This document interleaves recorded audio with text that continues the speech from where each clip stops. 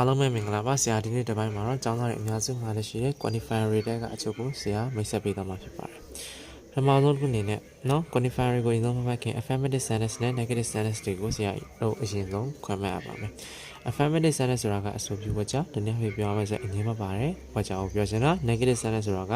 အငင်းဝါကြအဲ့တော့အငင်းနေအငင်းစကားလုံးတွေပါတယ်ဆိုတော့ဝါကြကိုပြောတာပါအဲ့တော့ပထမဆုံးဒီ brand အနေနဲ့ဆရာတို့မှတ်ရမှာက a lot force နဲ့ many နဲ့ mass နဲ့အဲ့တော့ a lot of ကိုကြာတော့ဆရာတို့ကဘယ် sentence မှာသုံးလဲဆိုရင် affirmative sentence တွေမှာသုံးပါတယ်အဲ့တော့ပြီးတော့ a lot of ကဆရာတို့ countable မှာလည်း a lot of ပဲသုံးတယ် uncountable မှာလည်း a lot of ပဲသုံးပါတယ် okay အဲ့ဒါဆိုရင်ဆရာတို့ဒီဥမာလေးလေ့လာကြည့်အောင်နော် there's a lot of car in the street အဲ့တော့ I drink a lot of water every day အဲ့ဒီမှာ a lot of car ဆိုတာကဆရာတို့က countable မှာအဲ့ဒါကိုလည်း a lot of နဲ့ပဲသုံးတယ်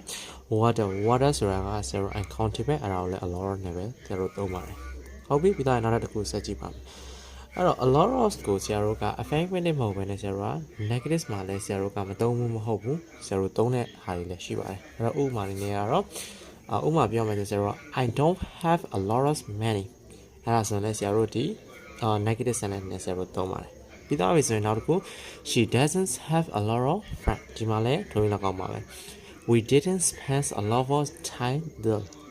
ဟုတ်ပြီဒါပေမဲ့ဆရာတို့ဒီ a lot of ကိုဆရာတို့က negative sentence တွေနဲ့မသုံးမဟုတ်ဘူးသုံးတယ်ဒါပေမဲ့ဆရာတို့ကဘယ်ကောင်းကိုဆရာတို့ကပို့ပြီးတော့သုံးရင် formal ပို့ကြလဲဆိုရင် affirmative တနည်းအားဖြင့်ပြောမယ်ဆိုလို့ရှိရင်အဆိုပြုဝတ်ကြတွေမှာဆရာတို့ a lot of ကိုသုံးရင်ပို့ပြီးတော့အဆင်ပြေပါတယ်ဟုတ်ပြီ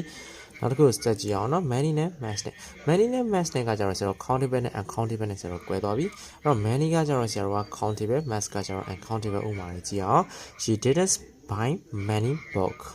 my father does not eat much bread အဲ့ဒီမှာကြည့်မယ် many book countable အဲ့တော့ negative sentence နော်ဆိုတော့ပြီးသားပြီဆိုရင်ဆရာတို့က much bread ဆိုတော့ဆရာတို့က uncountable bread ဆိုပေါင်းမကဆိုတော့ uncountable အဲ့တော့ဒီမှာလည်းပါလဲ negative sentence ပါပြီးအဲ့ဒါဆိုရင် many nash mash ကလည်းဆရာတို့ဒီ negative sentence မဟုတ်ဘဲနဲ့ဆရာတို့က affirmative sentence တွေမှာသုံးတာလည်းဆရာတို့ရှိပါတယ်เนาะဒါပေမဲ့ဆရာတို့ကဒီ negative sentence ဆိုတော့ဆရာတို့ပို့ပြီးတော့ formal ပို့ဖြစ်တာပေါ့အဲ့တော့ဘယ်လိုဥမာတွေပြင်မလဲဆိုရင် many people agrees with this idea ဒီမှာဆိုရင်လည်းဆရာတို့က affirmative sentence နဲ့ဆရာတို့ many ကိုတွေ့သုံးထားတာပါ mass time has been wasted ဒီမှာလည်းmass time ကိုဆရာတို့က